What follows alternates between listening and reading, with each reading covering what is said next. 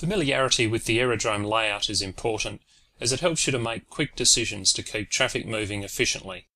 The better you know the layout, the easier it is to plan the movement of aircraft on taxiways and quickly resolve conflicts. Start by looking at the runway layout. Identify the primary runway entry and exit points. Also consider the runway and taxiway intersections, as these may be useful for slower aircraft that do not require full length. Next, identify the available taxi routes between the entry and exit points and the airport parking area or apron. Look for potential hotspots along these routes.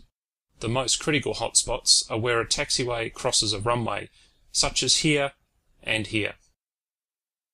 Other hotspots include intersecting taxiways and single taxiway entry and exit points to and from the apron.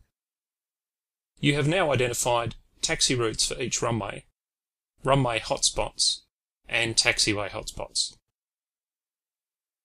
It's now time to look at the duty runway and start planning your instructions for arriving and departing aircraft. Operating on runway 09er, arriving aircraft will vacate here and taxi to the apron. There are no runway crossings nor taxiway conflicts. Therefore, arriving aircraft will require minimal intervention to get them safely to the apron.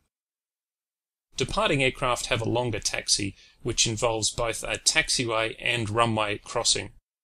Provided the north-south runway is not being used, these crossings will pose minimal difficulty. In this runway mode, arriving and departing aircraft are essentially segregated from each other due to the taxiway layout. Similarly, if we change the duty runway to 18, arrivals and departures are still segregated and minimal intervention should be required. In a more advanced runway configuration, such as landing runway 27 and departing runway 18, the interaction of taxiing aircraft becomes more complex. The two streams of traffic conflict at the taxiway intersection, and arriving aircraft have to cross the departure runway, while departing aircraft have to cross the arrival runway. It may appear daunting, but forward planning is the key. In this scenario, arriving aircraft will need a clearance to cross runway 18. You will need to coordinate this with the tower controller. Arrivals may also require an instruction to hold short of the taxiway intersection or give way to traffic on the crossing taxiway. Departing aircraft may need an instruction to hold short of the taxiway intersection or give way to an arriving aircraft. They will need a clearance to cross runway 27, and you will need to coordinate this with the tower controller. In summary, knowing your aerodrome layout will make it much easier to move traffic efficiently.